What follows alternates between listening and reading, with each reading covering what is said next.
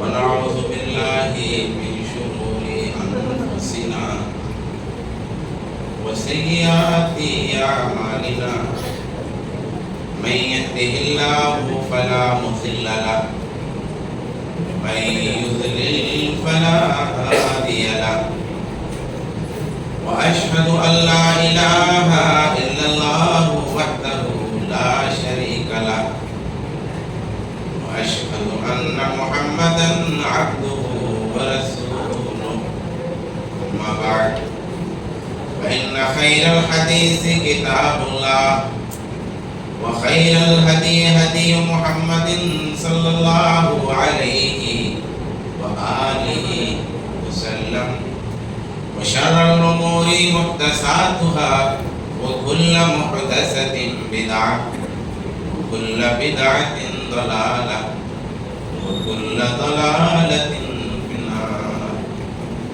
وقد قال الله تبارك وتعالى في كلامه المجيد والفرقان الحميد: أعوذ بالله من الشيطان الرجيم بسم الله الرحمن الرحيم الرحمن على العرش استوى. حاضرین مجلس، جیسا کہ آپ حضرات نے سماعت فرمایا، خطاب کا عنوان ہے اللہ کہاں ہے. اب یہ ایک بڑا سنجیدہ قسم کا عنوان ہے اور ایک طرح سے خطاب سے زیادہ درس کا عنوان ہے. شیخ نے بتایا کہ اس موضوع کی ضرورت ہے، اس لیے ہم سب نے اس عنوان کو خطاب کا عنوان بنایا. اللہ کہاں ہے؟ موضوع میں دو حصے ہیں، ایک ہے اللہ، پھر کہاں ہے. اللہ کون ہے یہ ہم جانتے ہیں، مگر ایک بات ضرور عرض کروں گا کہ اگر ہم سے ہمارے باپ کے بارے میں گفتگو ہو، ہمارے دادا جان کا تذکرہ اگر کہیں چھڑائے، کہیں ہماری اپنی کامیابیوں کا چرچا ہونے لگے، کہیں مجھے اپنے بارے میں گفتگو کرنی پڑ جائے، تو پھر وقت پہ وقت گزرتا جاتا ہے، باتوں سے باتیں نکلتی آتی ہیں. اپنے گھر کی بات ہے، اپنے خاندان کی بات ہے، اپنے اکابر کی بات ہے، اپنے بزرگوں کی بات ہے، اپنے پیروں کی بات ہے، ان کے کرامتوں کی بات ہے، ان کی کامیابیوں کی بات ہے، ان کی بلندیوں کی بات ہے. باتوں سے باتیں نکلتی ہیں، افسانے نکلتے ہیں، قصے نکلتے ہیں، کہانیاں نکلتی ہیں، سچ نکلتا ہے، سچ کی کوکھ سے جھوٹ نکلتا ہے، جھوٹ نکلتا ہے، جھوٹ کی کوکھ سے سچ کی باتیں ہوتی ہیں. کچھ جھوٹ ہوتا ہے، کچھ سچ ہوتا ہے. الغرض کہانی میری ہو، کہانی میرے گھر کی ہو، کہانی میرے پیر کی ہو، کہانی میرے غوث کی ہو، کہانی کسی اور کی ہو، وہ کہانی شروع ہوتی ہے، ختم نہیں ہونے کا نام. لیکن جب گفتگو اللہ کے بارے میں ہوتی ہے، بات پروردگار کی ہوتی ہے، بات الحمدللہ رب العالمین کی ہوتی ہے، جب بات مالک یوم الدین کی جب ہوتی ہے، بات ایاک نعبد و ایاک نستعین کی جب آتی ہے، تو الفاظ ٹوٹنے لگتے ہیں. وہ دریاؤں سی روانی، وہ سمندروں کا جو خروش اپنی ذات کے بارے میں بتانے میں تھا، وہ خروش مدھم ہو جاتا ہے. گفتگو کی وہ ہوا رکنے سی لگتی ہے، جملوں میں وہ چہک نہیں باقی رہتی. ایک دو جملے نکلتے ہیں، گھٹن سی ہوتی ہے، سانس ٹوٹنے لگتی ہے، الفاظ کھونے لگتے ہیں، بات نہیں کر پاتے. حقیقت میں ہم نے اپنے اللہ کو نہیں پہچانا. اللہ کہاں ہے سے پہلے اپنے اللہ کی وہ حقیقی معرفت ہو جائے، وہ والی معرفت کہ خوشی کی گھڑیاں ہوں، رنج کے لمحے ہوں، نعمتوں کی بارش ہو رہی ہو، مصیبتوں کا نزول ہو رہا ہو، ولادت ہو رہی ہو، انتقال ہو رہا ہو، شادی ہو رہی ہو، طلاق ہو رہا ہو، ملن ہو رہا ہو، جدائی ہو رہی ہو، ہر موقع پر، شبستان قلب کے ہر پڑاؤ پر، زندگی کے ہر سیاہ موڑ پر، اور اس حیات مستعار کے ہر خوشگوار گلی میں رسول اللہ صلی اللہ علیہ وآلہ وسلم کی زبان پہ اگر ایک نام تھا تو وہ صرف اللہ کا تھا. اسی کا ذکر ہے، اسی کی یاد، اسی کی بات ہے، اسی کی حمد ہے، اسی کی مدح ہے، اسی کی ثنا ہے، اسی کی تعریف ہے. صبح ذکر اسی کا ہے، دوپہر ذکر اسی کا ہے، شام ذکر اسی کا ہے. سوتے ہیں تو اسی کی یاد ہے، آنکھ کھلتی ہے تو اسی کا نام ہے. نیند آ رہی ہے، نیند کے آغوش میں انسان جا رہا ہے، اللہم بِاسْمِکَ أَمُوتُ وَأَحْیَا، کروٹیں لے رہا ہے، دعائیں پڑھ رہا ہے، آنکھ کھلتی ہے، دعائیں پڑھ رہا ہے. اور جب صبح ہونے لگتی ہے، سحر رخصت ہونے لگتی ہے، تو پھر زبان پہ ہے الحمدللہ الذی احیانا بعد ما اماتنا والیہ النشور. ایک میرے بیٹے کی کامیابی ہوتی ہے، ایک میرا گھر بنتا ہے، ایک میری دکان چمکتی ہے. تو ہم بیان فرماتے ہیں ارے مولوی صاحب یہ سب ایسے نہیں ہوا، میں نے بڑی محنتیں کی ہیں. اپنے بچے کی جب تعریف کرنی ہوتی ہے تو وہ اس کی ذہانت کی داستان، وہ اس کے بچپن کی کہانیاں، وہ اس کے پڑھنے کے قصے، اور وہ اس کے اسمارٹنیس کی باتیں آپ شروع کر دیتے ہیں. لیکن آپ جانتے ہیں کہ یہ زور بازو اسی پروردگار کا عطا کیا ہوا ہے. یہ ہوائیں چلتی اسی کے نام سے ہیں، یہ دریاؤں کی روانی اسی کے نام سے ہے، یہ پہاڑوں کا سکوت اسی کے نام سے ہے، یہ بارشوں کی رم جھم میں اسی کا نام ہے، یہ طوفانوں کے جھکڑ میں اسی کا نام ہے. یہ انسانوں کو بیمار کرنے والا وہی ہے، صحت بخشنے والا وہی ہے، موت دینے والا وہی ہے، زندگی دینے والا وہی ہے. وہ کیا چیز ہوتی ہے؟ انسان تھکتا ہے، اس کی آنکھوں میں، اس کے لہو کی ایک ایک بوند میں، اس کے بدن کے ریشے ریشے میں وہ کیا چیز سرایت کرتی ہے. کوئی سائنس آ کے بتائے، کوئی عقل آ کے بتائے، کوئی ٹیکنالوجی آ کے بتائے، کوئی لاجک آ کے بتائے وہ کیا چیز ہے جو ہمارے بدن میں سرایت کرتی جا رہی ہے اور موت کی طرح ہم سو جاتے ہیں. اور وہ کیا چیز ہے؟ انسان کا بھرا پورا بدن ہے، ابھی ہنس رہا تھا، ابھی بول رہا تھا، ابھی گفتگو ہو رہی تھی، ابھی چل رہا تھا، کوئی بیماری نہیں ہے، کوئی بخار نہیں ہے. وہ کیا چیز نکلی ہے؟ وہ نکالنے والا کون ہے؟ انسان جا کہاں سے رہا ہے؟ اس سارا نظام چلانے والا وہی ہے اللہ، جس کے بارے میں آج گفتگو ہونے والی ہے. اللہ فرماتا ہے الذی جعل لکم الارض فراشا والسماء بناء وانزل من السماء ماء فاخرج به من الثمرات رزقا. وہی وہ ہے جس نے زمین تمہارے لیے بچھا دی ہے، وہی ہے جس نے اس آسمان کی چھت لگا دی ہے، وہی ہے جو آسمانوں سے بارش کے قطرے نازل کرتا ہے، وہی ہے جو زمینوں سے تمہارے لیے کھانے اور پودے اور میوے اور پھل اگاتا ہے اور ان کو رزق کا سامان کرتا ہے. وَمِنْ آیَاتِهِ مَنَامُكُمْ بِاللَّيْلِ وَالنَّهَارِ. یہ تمہارا دن کا سونا ہو، یہ تمہارا رات کا سونا ہو، دن کی راحت ہو، رات کی راحت ہو، اسی کی نشانیاں ہیں. وَمِنْ آیَاتِهِ يُرِيكُمُ الْبَرْقَ خَوْفًا وَطَمَعًا. وہی وہ ذات ہے جو آسمان کے اندھیرے میں بجلی کی چکا چوندھ لاتا ہے.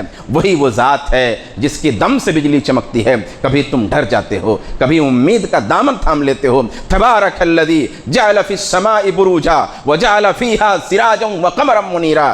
وہی وہ ذات ہے جس نے آسمانوں میں ستاروں کی کہکشاں سجا کے رکھ دی ہے. وہی وہ ذات ہے جس نے آسمانوں میں ٹمٹماتے ستارے لگا دیے ہیں. وہی وہ ذات ہے جس نے سورج کی منزل بنا دی ہے. وہی وہ ذات ہے جس نے چاند کے لیے منزل بنا دی ہے بروجا وجعل فیہا سراجا وقمرا منیرا. یہ دہکتا ہوا سورج، یہ سونے کی تھال کی طرح نکلتا ہوا سورج، اور یہ میٹھی میٹھی روشنی لے کر کے آنے والا چاند، یہ سب اسی کی ذات سے ہے. فَلْيَنْظُرِ الْإِنسَانُ إِلَىٰ طَعَامِهِ. اس لیے انسان اپنے کھانے میں غور کرے. انا سببنا الماء صبا. ہم نے ہی آسمان سے بارش اڑیلا ہے، ہم نے ہی یہ موسلا دھار بارش کی ہے. ثم شققنا الارض شقا. زمین کو ہم نے ان دانوں کو پھلا کر کے ہم نے ہی پھاڑا ہے اور ان کو اگایا ہے. فانبتنا فیہا حبا. ہم نے ہی اس میں دانے اگائے ہیں، گلے اگائے ہیں. وعنبا وقضبا. یہ انگور کے گچھے ہم نے لگائے ہیں، ہم نے اگائے ہیں. وقضبا. یہ ہری ہری ترکاریاں. زمین کالی ہے، ज़मीन खाकस्तरी है, ज़मीन से एक थोड़ी सी मिट्टी लेकर के चखो, उसका जायका क्या है, मगर ज़मीन एक है, एक बार फूल नीला निकला है, ज़मीन वही है, एक बार फूल पीला निकला है, ज़मीन वही है मगर उसी में फूल ऊदा निकला है, ज़मीन वही है मगर उसी में अनार शीरी निकला है, ज़मीन वही है मगर वहीं से लेमू तुर्श निकला है, ज़मीन वही है मगर मीठे आम का जायका आया है, ज़मीन वही है मगर अमरूद के खट्टे मीठे का जायका आया है, ज़मीन वही है, पानी वही है, उसी ज़मीन से अमरूद है, उसी ज़मीन से अंगूर है, उसी ज़मीन से तरकारियाँ हैं, व ज़ैतून व नखला, उसी ज़मीन से जैतून का दरख्त है, उसी ज़मीन से नखल है, खजूर है, व हदाई का खुलबा, और ये घने घने बागात हैं, व फाकिहतुन व अब्बा, और ये सारे मेवे और जानवरों के सारे चारे सब उसी ज़मीन से हैं। वही अल्लाह है। अफला यंजुरूना इलल इबली कैफ़ खुलिक़त, क्या वो लोग देखते नहीं ऊँट की तरफ कैसे उसकी पैदाइश है, व इलस समाई कैफ़ रुफ़ियत, आसमान की तरफ वो कैसा बुलंद किया गया है, व इलल जिबाली कैफ़ नुसिबत, और पहाड़ों की तरफ कैसे ज़मीन में गाड़ दिए गए हैं, व इलल अर्ज़ि कैफ़ सुतिहत, और ज़मीन की तरफ कैसे बिछा दी गई है।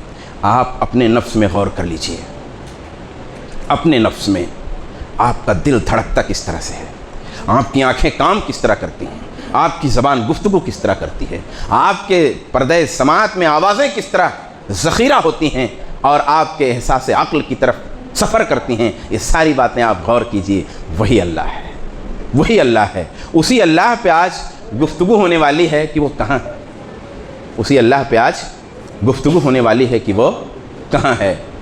अब कुछ लोग कहते हैं कि इन्नल्लाह फ़ी कुल्ल मकान, अल्लाह हर जगह है।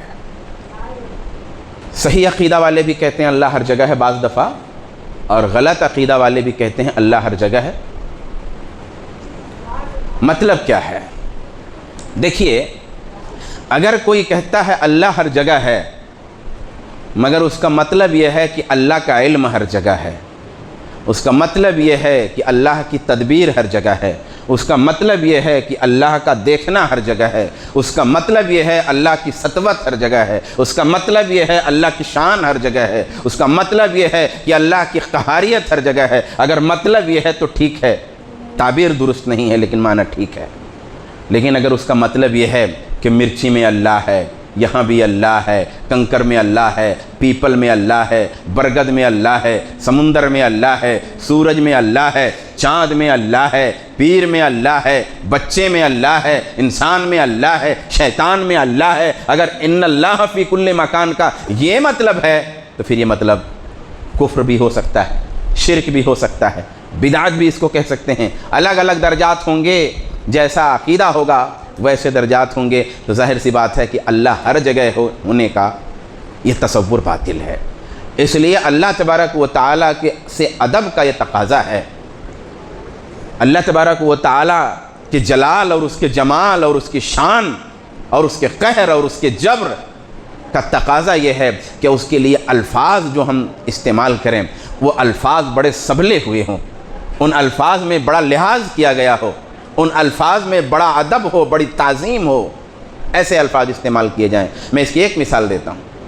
हज़रत इब्राहीम अलैहिस्सलातु वस्सलाम अल्लाह तबारक व तआला का तारुफ़ करा रहे हैं कि जब मैं भूखा होता हूँ मुझे खाना वही खिलाता है, प्यासा होता हूँ पानी वही पिलाता है, मुझे वही ज़िंदगी देता है, वही मौत देता है, वही मेरी रहनुमाई करता है। लेकिन जब बीमारी की बात आती है तो कहते हैं जब मैं बीमार होता हूँ तो वो शिफा देता है। हालांकि बीमार करने वाला कौन है? अल्लाह है। बीमारी कहाँ से आती है? अल्लाह की तरफ से आती है, अल्लाह की मशीयत से आती है, अल्लाह की हिकमत से आती है।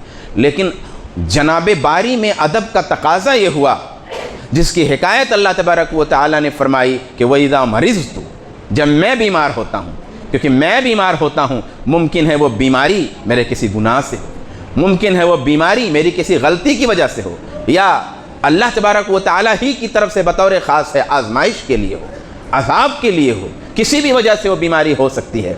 इसलिए बीमारी जो एक शर है, हालांकि अल्लाह की तरफ से है मगर अदब के तौर पे उसकी निस्बत नहीं की अल्लाह की तरफ से, लेकिन शिफा भी अल्लाह ही की तरफ से है मगर उसकी निस्बत अल्लाह तबारक व तआला की तरफ की। हालांकि अगर इस्तेमाल करें तो यह गलत नहीं है, लेकिन जब अदब का तकाज़ा इस तरह से है तो अल्लाह तबारक व तआला की ज़ात के बारे में जब कलाम करना हो اللہ تبارک و تعالیٰ کے بارے میں جب کوئی بات کرنی ہو، جب کوئی گفتگو کرنی ہو تو ادب کا تقاضا، حد ادب بہت زیادہ ملحوظ رکھنا ہے۔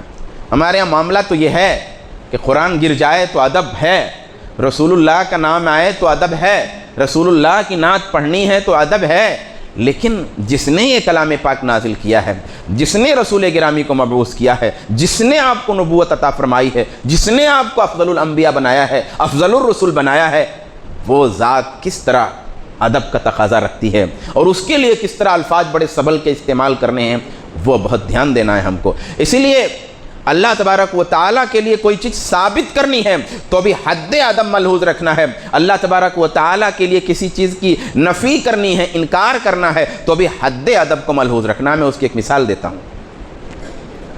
مثال کے طور پہ اللہ تبارک و تعالیٰ کے لیے ہاتھ کا لفظ آیا ہے، ہم وہ استعمال کریں گے۔ اللہ تبارک و تعالیٰ کے لیے ساق کا لفظ آیا ہے، ہم وہ استعمال کریں گے، لیکن اللہ تبارک و تعالیٰ کے لیے جسم کا لفظ نہیں آیا ہے۔ حد ادب یہ ہے کہ جسم کا لفظ ہم استعمال نہیں کریں گے جب ثابت ہوگا، جب اس بات کریں گے۔ ایسے ہی نفی جب کریں گے تو جن باتوں کی نفی اللہ تبارک و تعالیٰ نے کی ہے ان کی نفی کریں گے، یا جب ضرورت داعی ہو تب نفی کریں گے، لیکن بغیر ضرورت کے نفی نہیں کریں گے۔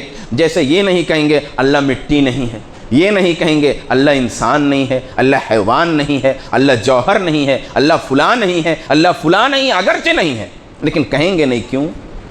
میں ایک مثال سے سمجھاتا ہوں۔ ایک بادشاہ ہے، ایک وزیر ہے، ایک عالم دین ہے، ایک شیخ ہے، ایک محترم شخصیت ہے، آپ نے اس کی تعریف کرنی ہے۔ جب تک آپ نے کہا کہ یہ بڑے ذی علم ہیں، بڑی شان والے ہیں، گہرے علم والے ہیں، یہ تقوی والے ہیں، یہ ملنسار ہیں، یہ صاحب شرف ہیں، یہ صاحب مروت ہیں، یہ خاندانی شخصیت ہیں، یہ بڑی علمی شخصیت ہیں، تب تک تو ٹھیک تھا۔ لیکن جب آپ نے کہا یہ جاہل نہیں ہیں، یہ چور نہیں ہیں، یہ بدماش نہیں ہیں، یہ چغل خور نہیں ہیں، یہ زانی نہیں ہیں، تو سب کچھ نہیں ہے، لیکن پھر کیا ایسے ہی تعریف کی جاتی ہے؟ وہ سب کچھ نہیں ہے، وہ زانی بھی نہیں ہے، وہ چور بھی نہیں ہے، وہ چغل خور بھی نہیں ہے، وہ جاہل بھی نہیں ہے، وہ حیوان اور جانور بھی نہیں، سب کچھ نہیں ہے، لیکن تعریف کا یہ انداز حد ادب کے مخالف ہے۔ اس لیے جب ذات باری پہ گفتگو کرنی ہو، چاہے اس بات میں گفتگو کرنی ہو، چاہے نفی میں گفتگو کرنی ہو، شریعت نے جو حدود بتائی ہیں، شریعت نے جو قیود بتائے ہیں، شریعت نے جو پابندیاں لگائی ہیں، شریعت نے ادب کا جو گھیرا باندھا ہوا ہے، ادب کے اس احاطے سے مجال ہے، ہمیں باہر نہیں ہونا چاہیے۔ تو اللہ کہاں ہے؟ اس کا سیدھا سا جواب تو یہ ہے کہ اللہ بلندی پر ہے، اللہ اوپر ہے۔ کتنا؟ کہاں؟ عرش کے اوپر ہے۔ یہیں تک نام لے سکتے ہیں۔ نام کہاں تک لے سکتے؟ عرش تک۔ نام کہاں تک لے سکتے؟ آسمان تک۔ نام کہاں تک لے سکتے؟ ساتویں آسمان تک۔ نام کہاں سے لے سکتے؟ کرسی تک۔ نام کہاں تک لے سکتے؟ عرش تک۔ عرش کے بعد کوئی نام نہیں ہے، عرش کے بعد کوئی نام نہیں ہے، عرش کے بعد کوئی شے نہیں ہے، عرش کے بعد کوئی چیز نہیں ہے، عرش سے اوپر صرف اللہ ہے۔ اس لیے ہم کہتے ہیں اللہ عرش پر مستوی ہے، یعنی اللہ عرش کے اوپر ہے۔ اب عرش کے بعد کسی چیز کا نام نہیں لینے رہ گیا، عرش کے اوپر ہے۔ اللہ عرش کے اوپر ہے، اس کا مطلب یہ نہیں ہوتا ہے اللہ عرش پر بیٹھا ہے، اللہ عرش پر کھڑا ہے، اللہ فلاں ہے، اللہ ڈھکا ہے، یہ سب تعبیرات نہیں ہیں۔ الرحمن علی العرش استوى، اللہ عرش پر مستوی ہے، بس۔ ساتوں آسمانوں کے اوپر کرسی ہے، اور وہ کرسی کیسی ہے؟ وسع کرسیہ السماوات والارض، وہ کرسی آسمان و زمین کو گھیرے ہوئی ہے، اور وہ کرسی یہ کرسی نہیں ہے، یہ کرسی نہیں ہے۔ بس کرسی کا یہ معنی نہیں ہے، اس کی کیفیت اللہ جانتا ہے، اور کرسی کے اوپر عرش ہے، اور عرش کے اوپر اللہ ہے، اور اس کے اوپر کچھ نہیں ہے۔ تو ہم جواب دیتے ہیں اللہ عرش پر مستوی ہے، یعنی عرش کے اوپر ہے، اس سے اوپر کچھ بھی نہیں ہے۔ یہ ہمارا عقیدہ ہے۔ آئیے دلیلیں سن لیتے ہیں۔ بہت سیدھا سا مسئلہ ہے، یعنی کوئی ایسا پیچیدہ عنوان نہیں ہے، اور اگر لوگوں نے پیچیدگی پیدا بھی کر دی ہے تو میں بہت سمپل راستے سے آپ کو لے کے چلوں گا، کسی فلسفہ کے راستے سے نہیں، کسی منطق کے راستے سے نہیں، اسی فطرت کے راستے سے جو ہر دل کی آواز ہے، ہر زبان کی پکار ہے، ہر آنکھ کا نور ہے، وہی اَأَمِنْتُمْ مَنْ فِي السَّمَاءِ أَنْ يَخْسِفَ بِكُمُ الْأَرْضَ فَإِذَا هِيَ تَمُورُ۔ کیا تم مطمئن ہو اس ذات سے جو آسمان میں ہے کہ تمہیں زمین میں دھسا دے اور وہ ایک لرزنے لگے. آسمان میں ہے, آسمان میں ہے, آسمان میں ہے یعنی بلندی پر ہے, اوپر ہے. قرآن کہہ رہا فی السماء, آسمان میں ہے. یخافون ربہم من فوقہم ویفعلون ما یؤمرون, کہ وہ لوگ اپنے رب سے ڈرتے ہیں من فوقہم, ان کے اوپر سے. یعنی تفسیر میں کہتے ہیں علامہ شوکانی الملائکۃ یخافون ربہم حال کونہم من فوقہم, یعنی فرشتے اپنے پروردگار سے ڈرتے ہیں اس حال میں کہ ان کا پروردگار ان کے اوپر ہے, ان کا پروردگار ان کے اوپر ہے. اگر فی کل مکان ہوتا تو اوپر بھی ہوتا, نیچے بھی ہوتا, دائیں بھی ہوتا, بائیں بھی ہوتا, ہر طرف بھی ہوتا. قرآن پاک میں کوئی ایک لفظ نہیں ہے یخافون ربہم من کل مکان, ایسا نہیں ہے. یخافون ربہم من فوقہم, وہ لوگ اپنے رب سے ڈرتے ہیں جو رب ان کے اوپر ہے, یعنی فرشتے. وَهُوَ الْقَاهِرُ فَوْقَ عِبَادِهِ وَهُوَ الْحَكِيمُ الْخَبِيرُ, وہ غالب ہے اپنے بندوں کے اوپر, وہ حکیم بھی ہے, خبیر بھی ہے. اب سوال اٹھتا ہے جب وہ بلندی پر ہے, جب وہ عرش کے اوپر ہے, دیکھتا کیسے ہے, سنتا کیسے ہے, تدبیر کیسے کرتا ہے, لوگوں کا ساتھ کیسے دیتا ہے, لوگوں کی قربت کیسے نبھاتا ہے, کیسے یہ سب کرتا ہے؟ کہا خبیر. قرآن نے اشارے میں یہاں جواب دے دیا, وہ الحکیم الخبیر, وہ حکیم بھی ہے, وہ خبیر بھی ہے, وہ عرش پہ ہے, فوق عبادہ, اپنے بندوں کے اوپر ہے, اوپر رہتے ہوئے وہ حکیم ہے. اپنے تمام معاملات میں, اپنی تدبیر میں, اپنی حفاظت میں, اپنے دیکھنے میں, اپنے تمام امور انجام دینے میں, اور خبیر بھی ہے, کائنات کے ذرے ذرے کی خبر رکھنے والا ہے. تعرج الملائکۃ والروح الیہ فی یوم کان مقدارہ 50,000 سنہ, کہ فرشتے چڑھتے ہیں, والروح الیہ, اور روح الیہ اس کی طرف, فی یوم کان مقدارہ 50,000 سنہ, ایک ایسے دن میں جس کی مقدار 50,000 سال ہے. اب یہ فرشتے چڑھتے ہیں. بھئی اگر عرجہ یا عروجوں کا معنی چڑھنا نہ کیا جائے تو پھر معراج نہیں ثابت کر پائیں گے, کیونکہ معراج کا مطلب یہ چڑھنا. تو اللہ کے رسول اوپر کی طرف چڑھ کے گئے, یہ ہواؤں سے, یہ فضاؤں سے, یہ خلاؤں سے, یا آسمانوں سے ہوتے ہوئے اللہ کے رسول معراج میں گئے, بلندی پہ گئے, چڑھتے ہوئے گئے. آپ ان ہواؤں کو رونقتے ہوئے, خلاؤں کو رونقتے ہوئے, فضاؤں کو رونقتے ہوئے, آسمانوں پہ قدم رکھتے ہوئے گئے آپ معراج. تعرج الملائکۃ, فرشتے چڑھتے ہیں. ایسے ہی روایتوں میں اترنے کا بھی لفظ ہے. کس کی طرف چڑھتے ہیں؟ اترنے میں اللہ کی طرف اترنا نہیں ہے. جب زمین پہ فرشتوں کے اترنے کا ذکر ہے تو انسانوں کی طرف اترنے کا ذکر ہے, زمین پہ اترنے کا ذکر ہے, بندوں کے احوال کے لیے اترنے کا ذکر ہے. عصر کی نماز میں حاضر کون ہوا ہے, وہ لکھنے کے لیے اترنے کا ذکر ہوا ہے. شب قدر میں لوگ حاضر کون ہیں, عبادت کون کر رہے ہیں, ان کا ساتھ دینے کے لیے اترنے کا ذکر ہے. لیکن جب چڑھنے کی بات آتی ہے تو اللہ کی طرف چڑھنے کی بات آ رہی ہے.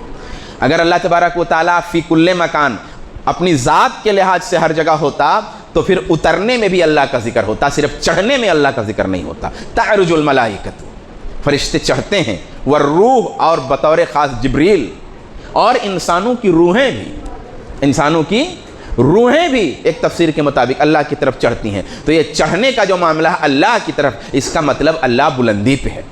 ان ربکم اللہ الذی خلق السماوات والارض فی 6 ایام ثم استوى علی العرش, پھر عرش پر مستوی ہو گیا, عرش پر بلند ہو گیا. الرحمن علی العرش استوى, رحمان عرش پر مستوی ہوا. اللہ کی, یہ تو قرآنی دلائل ہو گئے, کچھ حدیثوں سے دلائل دے دیتے ہیں. بہت سیدھا سا مسئلہ ہے, میں نہیں سمجھتا کہ ذرا سا بھی کوئی کنفیوژن ہو رہا ہوگا. ایک دم سیدھا اور سپاٹ مسئلہ ہے, فطرت چیخ کے جو ہے اعلان کرتی ہے اس مسئلے کا. اللہ کے رسول صلی اللہ علیہ وآلہ وسلم خطبہ دے رہے ہیں. خطبے کے دوران فرماتے ہیں انتم مسئولون عنی فما انتم قائلون, میرے بارے میں تم سے پوچھا جائے گا اے میری امت کے لوگوں, اے حاضرین, اے صحابہ کی جماعت. انتم مسئولون عنی, میرے سلسلے میں تم سے پوچھا جائے گا تو تم کیا کہو گے جواب میں اللہ کے حضور؟ قالوا نشہد انک قد بلغت وادیت ونصحت, کہا کہ ہم گواہی دیتے ہیں, ہم گواہی دیں گے صحابہ نے جواب دیا نشہدو، ہم گواہی دے رہے ہیں، ہم گواہی دیں گے، انک قد بلغت، اے نبی شریعت آپ نے بتمام و کمال پہنچا دی ہے، وادیت، آپ نے اپنا فرض منصبی ادا کر دیا ہے، ونصحت، اور آپ نے خیر خواہی کی ذمہ داری پوری فرما دی ہے۔ فرفع اصبعہ الی السماء، تو حضور اکرم صلی اللہ علیہ وآلہ وسلم نے اپنی انگلیاں آسمان کی طرف اٹھائی۔ اللہم فاشہد، اے اللہ گواہ رہنا۔ سوال یہ ہے اللہ جب ہر جگہ ہے تو رسول اللہ نے اس طرح کیوں نہیں کہا اللہم فاشہد، اس طرح نہیں کہا؟ جب صحابہ نے کہا نشہد انک قد بلغت وادیت ونصحت، تو رسول گرامی نے فرفع اصبعہ الی السماء قائلا اللہم فاشہد، اس طرح آپ نے کہا۔ اس کا مطلب یہ ہے اللہ عرش کے اوپر ہے، عرش پر مستوی ہے، علو میں ہے، بلندی میں ہے، شان بھی علو والی ہے، ذات بھی علو والی ہے، دونوں۔ اور ایسے ہی بنو قریظہ کے سلسلے میں جن یہودیوں نے غداری کی تھی، ان کے سلسلے میں اللہ کے رسول صلی اللہ علیہ وآلہ وسلم نے جناب سعد رضی اللہ تعالی عنہ کو فرمایا کہ آپ فیصلہ کرو گے، کیونکہ بنو قریظہ کے لوگوں کا بھی یہ کہنا تھا کہ یہ فیصلہ کریں گے، ان کا فیصلہ ہم مانیں گے۔ ہمارے سلسلے میں ہم نے جو غداری کی ہے، ہم نے جو قاتلانہ جرم کیا، ہم جو جنگی جرم کے مرتکب ہوئے ہیں، ہم جو غداری کے مرتکب ہوئے ہیں، ہم جو دیش دروہ کے مرتکب ہوئے ہیں، آتنکواد کے مرتکب ہوئے ہیں، دہشت گردی کے مرتکب ہوئے ہیں، تو اس کے لیے ان کا فیصلہ ہمیں قابل قبول، ہمیں قبول ہے۔ تو حضرت سعد نے فیصلہ کیا۔ جب حضرت سعد نے فیصلہ کیا تو رسول، اور آپ کی اجازت سے کیا، معلوم ہوا رسول اللہ کی موجودگی میں رسول اللہ کی اجازت سے اجتہاد ہو سکتا ہے۔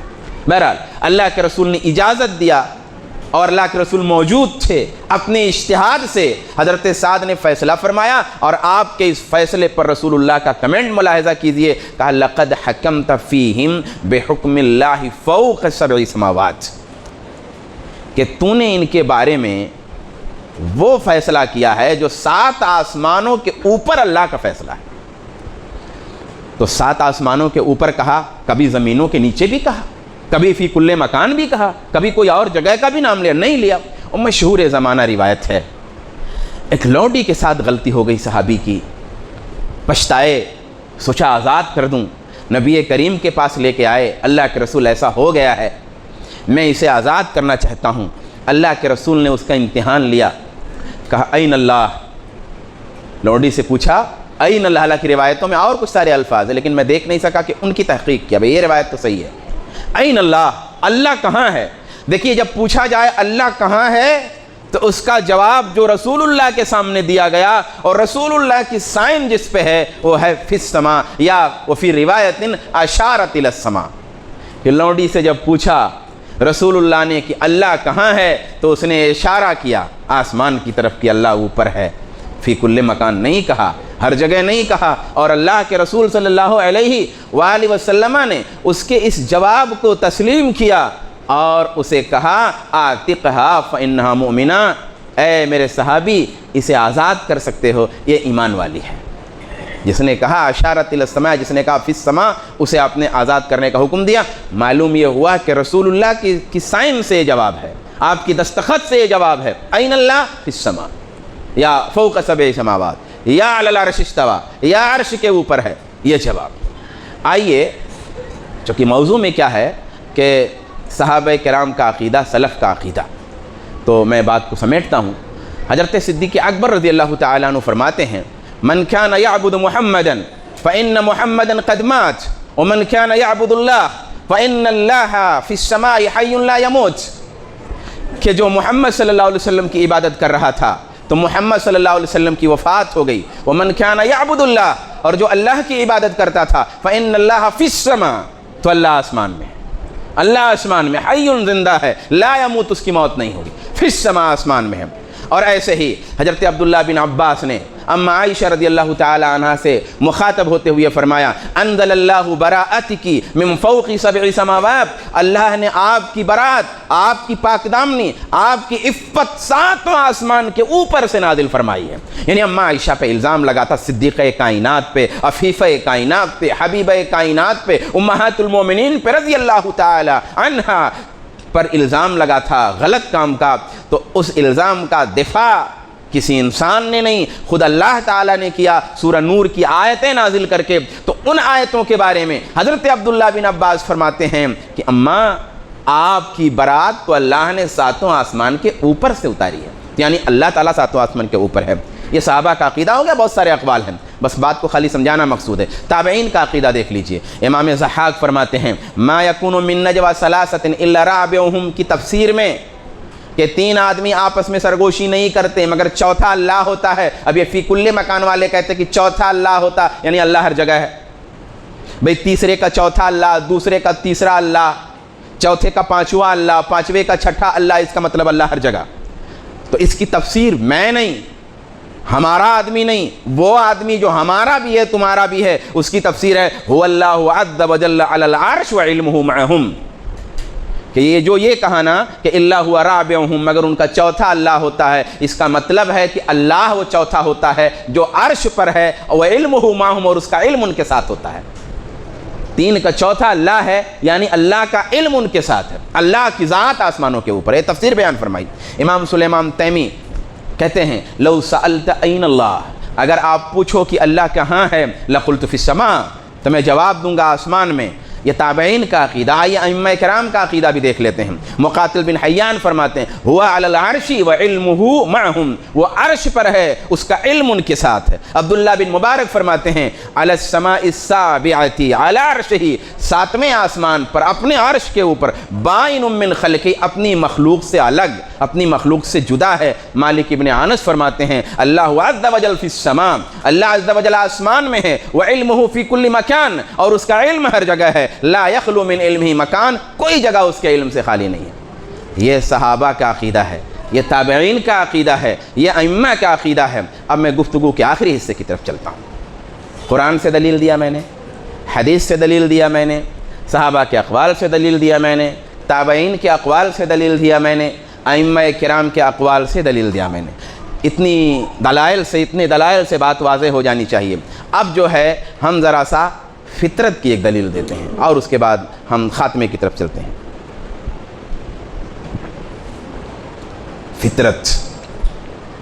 فطرت جس پہ انسان کو اللہ نے پیدا کیا ہے، فطرت جو ایک پروردگار کا عقیدہ اپنے دل میں رکھتی ہے، اس کی آنکھوں میں وحدانیت کا نور ہے، اس کی سماعتوں میں وحدانیت کی آوازیں ہیں، اس کے دل کی پکار ہے کہ وہ ایک ہے، دو نہیں ہیں۔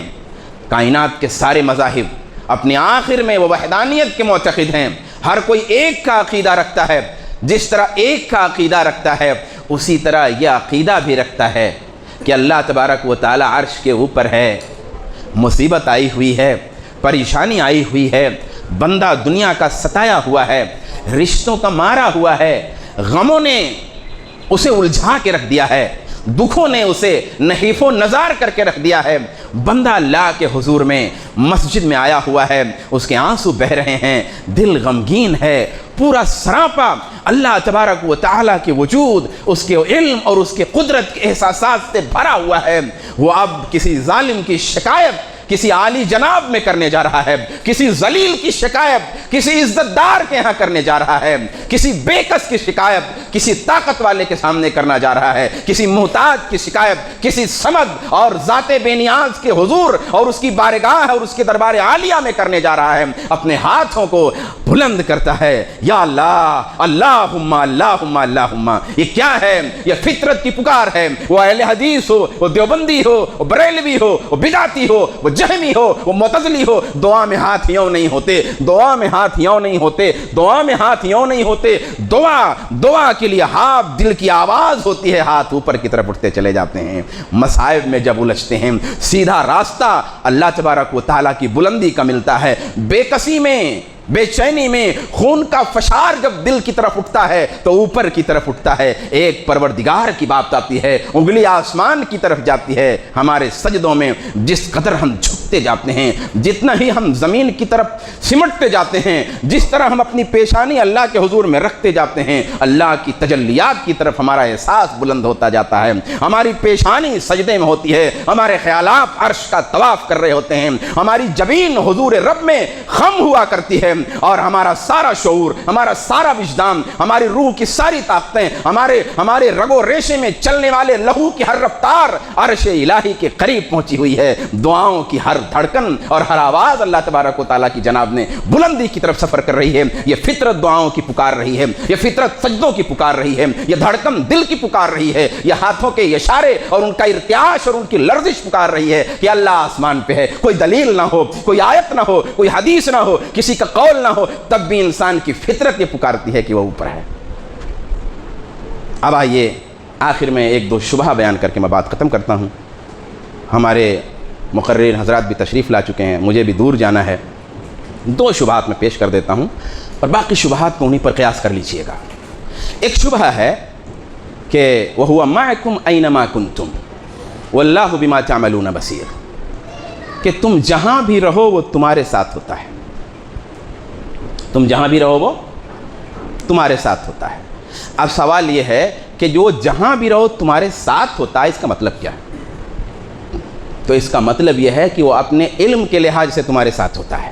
یہی عقیدہ ابن جریر طبری کا ہے، یہی تفسیر ابو الحسن عشری کی ہے، یہی تفسیر ابو بکر آجری کی ہے، یہی تفسیر امام بیہقی کی ہے، یہی امام ابن عبد البر کی ہے، یہی علامہ قرطبی کی ہے، یہی حافظ ابن کثیر کی ہے۔ سارے لوگوں کی تفسیر یہی ہے، سارے لوگوں کی تفسیر یہی ہے۔ اب سوال یہ اٹھتا ہے کہ یہاں جب ہے وَهُوَ مَعَكُمْ أَيْنَمَا كُنْتُمْ، کہ وہ تمہارے ساتھ ہوتا ہے تم جہاں بھی ہوتے ہو، تو یہاں علم کا معنی بیان کرتے ہو۔ تو جب الرحمن علی العرش استویٰ یا رحمان عرش پہ مستوی ہے، تو وہاں کیوں نہیں کہتے کہ اپنے علم اور اپنی طاقت کے لحاظ سے مستوی ہے؟ بھئی یہ والی یہ تعویل، یہ تشریح اس آیت میں کر لو نا، یہ کہا جا سکتا ہے۔ تو اس لیے یہ بات غلط ہے کہ ان آیتوں کی تشریح صاف صاف آئی حدیثوں میں، ان آیتوں میں بہت کلیئر وضاحت ہے، وہ محکم آیتیں ہیں، اور ان آیتوں کی وضاحت ائمہ مفسرین کے ہاں، صحابہ کے ہاں، تابعین کے ہاں آئی ہوئی ہے۔ وہ کیا؟ کہ وہ عرش کے اوپر ہے۔ اس لیے ہم وہاں تعویل نہیں کر سکتے، وہاں اپنی کوئی تشریح ہم نہیں کر سکتے۔ وہ محکم ہے، وہ بیس ہے، اس بیس پر ہر چیز کی بنیاد اٹھے گی، ہر چیز کی، اس لیے ہم وہاں کوئی تعویل نہیں کر سکتے۔ ایسے ہی ابھی جو میں نے ایک حدیث پیش کی تھی کہ این اللہ، اللہ کہاں ہے؟ کافی السماء، آسمان میں، یا اشارت الی السماء، آسمان کی طرف اشارہ کیا۔ سوال یہ ہے کہ اگر کوئی غیر مسلم ایمان لانا چاہ رہا ہے تو کیا اگر اس نے یہ کہہ دیا کہ اللہ آسمان میں ہے اور یہ عقیدہ رکھ لیا تو کیا وہ مومن ہو جائے گا؟ بھائی وہابی اگر یہ عقیدہ بیان کرتے ہیں کہ اللہ آسمان میں ہے اور اللہ کے رسول نے کہا کہ عاتقہ فإنہا مومنہ، اسے آزاد کر دو کہ وہ مومنہ ہے، تو کوئی غیر مسلم اگر یہ عقیدہ رکھے کہ اللہ عرش کے اوپر ہے تو کیا یہ عقیدہ اس کا کافی ہو جائے گا؟ نہیں کافی ہوگا۔ تو پھر یہاں سے کیوں دلیل لیتے ہو؟ تو ہم کہیں گے یہ امتحان کا مقام ہے۔ یہ کیا لے رہے تھے اللہ کے رسول؟ یہ امتحان لے رہے تھے۔ امتحان میں آپ پابند کسی کو نہیں کر سکتے، اور رسول اللہ کو بھی نہیں کر سکتے بطور خاص رسول اللہ کو۔ تو امتحان کے مقام میں اس طرح کے سوالات پوچھے جائیں گے، اور اس کا جواب جب آئے گا تو اس کا یہی حکم ہوگا۔ لیکن جب کوئی ایمان لاتا ہے تو وہاں امتحان کا موقع نہیں ہوتا ہے۔ ایک اور آیت ہے کہ وَإِذَا سَأَلَكَ عِبَادِي عَنِّي فَإِنِّي قَرِيبٌ، میرے بندے جب میرے بارے میں پوچھیں تو بتا دو کہ میں قریب، اجیب دعوت الداعی، میں پکارنے والے کی پکار کو سنتا ہوں، اذا دعانی، جب وہ مجھے پکارے۔ اس کا کیا مطلب ہے؟ قریب ہوں میں قریب ہوں۔ ایک جگہ ہے تمہاری رگے جان سے بھی زیادہ قریب ہوں، تو قریب ہونے کا کیا مطلب ہے؟ تو کہا کہ فإنی قریب منہم بعلمی، یہ علامہ سیوطی کی تفسیر ہے۔ علامہ سیوطی وہ ہیں جو بدعتی بھی جن کو مانتے ہیں، اور وہ تفسیر کر رہے ہیں کہ قریب کا مطلب ہے میرے علم کے لحاظ سے میں تمہارے قریب ہوں، میری حفاظت کے لحاظ سے میں تمہارے قریب ہوں، میرے جو ہے علم کے لحاظ سے تمہارے قریب ہوں، عبارت عن کونہ تعالی سامعا لدعائی، تمہاری دعاؤں کو سننے کے حوالے سے تمہارے قریب ہوں۔ یہ دو تین شبہات میں نے ابھی عرض کیے جن کا میں نے مختصر میں جواب دیا ہے۔ میرے بھائیوں، اب ایک سوال یہ ہے، میں گفتگو ختم کروں، کہ اللہ عرش کے اوپر ہے۔ اب آپ کو کوئی اور سوال آپ کے ذہن میں آ سکتا ہے کہ نہیں؟ عرش کے اوپر کیا ہے؟ عرش کے اوپر اللہ ہے تو کیسے ہے؟ اللہ آسمان سے نزول کرتا ہے تو کیسے ہے؟ آسمان دنیا پہ اللہ نزول کرتا ہے تو کیسے نزول کرتا ہے؟ عرش پر مستوی ہوا تو کیسے ہوا؟ کس طرح ہوا؟ اس کی ذات کیسی ہوگی؟ اس کی ذات کا کیا رنگ روپ ہوگا؟ اس کی ذات کا کیا اسٹرکچر ہوگا جس کو ہم تصور میں لائیں؟ یہ سوال بنتا ہے نا، آپ بنتا تو نہیں ہے لیکن آ سکتا ہے.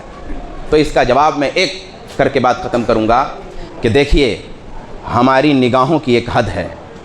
ہم آسمان کی طرف جب نظر اٹھاتے ہیں تو وہ ستارے، وہ سیارے جو ہماری زمین سے کئی گنا بڑے ہیں، چھوٹے چھوٹے دکھتے ہیں. کچھ ستاروں کی روشنی ہم کو نظر ہی نہیں آتی ہے کہ نہیں ہے. دور جاتی ہوئی گاڑی دھند میں غائب ہو جاتی ہے، ہم کو نظر نہیں آتی. سمندروں کی طرف نظر ڈالتے ہیں، کچھ دور تک تو پانی نظر آتا ہے، اس کے بعد ایک دھند سا دکھائی دیتا ہے کہ نہیں ہے. کتاب کے لکھی ہوئی سطریں اور کتاب میں لکھی ہوئی عبارتیں اور جملے ذرا اس دیوال پہ اگر چپکا دی جائیں چھوٹے سے صفحے کو، اور یہاں سے دیکھ کر کے پڑھنا چاہیں تو پڑھ نہیں سکتے، کیونکہ نگاہ کی حد ہے. ہمارا کان ہے، ہمارے کان میں سننے کی ایک حد ہے. کوئی آواز بہت دور ہے، وہ دور کی آواز ہمارے کان نہیں سن سکتے. ہمارے کانوں کی ایک حد ہے، ہماری ناک کی ایک حد ہے. ہر چیز ہم سونگھ نہیں سکتے. اگر ہر چیز سونگھنے لگ جائیں تو بے ہوش ہو جائیں گے، ناک کے پردے پھٹ جائیں گے. اگر ہر چیز سنائی دینے لگے تو کان کے پردے پھٹ جائیں گے. ہم بہت ساری چیزیں سن نہیں سکتے، ہمارے کان کی حد ہے. ہم بہت ساری چیزیں سونگھ نہیں سکتے، ہماری ناک کی حد ہے. ہم بہت ساری چیزیں دیکھ نہیں سکتے یا صحیح شکل میں دیکھ نہیں سکتے. ادھر دکھ رہا ہے ادھر نہیں دکھ رہا ہے ہم کو، یہ ہماری آنکھ کی حد ہے. اسی طرح ہماری عقل کی بھی حد ہے. ہماری عقل کی بھی ایک حد ہے. ہماری عقل کی چونکہ ایک حد ہے، اس لیے ہماری عقل جب محدود ہے، اللہ لامحدود ہے. ہماری عقل کمزور ہے، اللہ طاقتور ہے. ہماری عقل کو اس طرح سہارا نہیں ہے، اللہ قائم بالذات ہے. اس لیے اللہ تبارک و تعالیٰ کی ذات کو ہماری عقل گھیر نہیں سکتی ہے، ادراک نہیں کر سکتی ہے، اپنے تصور میں لا کر کے کیش نہیں کر سکتی ہے. کیونکہ جب ہم کسی چیز کو اپنی عقل کے دائرے میں لاتے ہیں تو ہمارے اندر داخل ہو جاتی ہے، اور ہماری عقل، ہمارے احساسات، ہمارے شعور ہمارا اس کو گھیر لیتے ہیں. گویا وہ ہمارے کنٹرول میں آ گئی ہے، ہمارے قبضے میں آ گئی ہے. اور اللہ تبارک و تعالیٰ کسی کے قبضے میں نہیں ہے، حیطۂ عقل میں نہیں ہے، حیطۂ احساس میں نہیں ہے، حیطۂ طاقت میں نہیں ہے. اللہ تبارک و تعالیٰ لامحدود ہے، اور ہماری طاقت، ہماری عقل سب محدود ہے. اس لیے اللہ تبارک و تعالیٰ کے بارے میں ہی نہیں، بہت ساری چیزوں کے بارے میں ہم تھک جاتے ہیں اور چپ ہو جاتے ہیں کہ بھی ہم کو یہاں تک نظر نہیں آتا. تو اس لیے جو لایانی سوالات آئیں ان کا جواب یہ ہے. آئیے میرے خیال سے یہ سیدھا سادہ سا جو موضوع تھا یہ یہاں پر مکمل ہوتا ہے، اور میرا وقت بھی مکمل ہو چکا ہے. اللہ تبارک و تعالیٰ سے دعا ہے کہ اللہ تبارک و تعالیٰ مجھ کو، آپ کو اللہ تبارک و تعالیٰ کی ذات کی معرفت نصیب فرمائے، اس کا صحیح عقیدہ نصیب فرمائے، اس کے احکام پر اور اس کے بھیجے ہوئے نبی کی حدیثوں پر عمل کرنے کی توفیق عطا فرمائے. آمین ثم آمین یا رب العالمین. وآخر دعوانا ان الحمد للہ رب العالمین.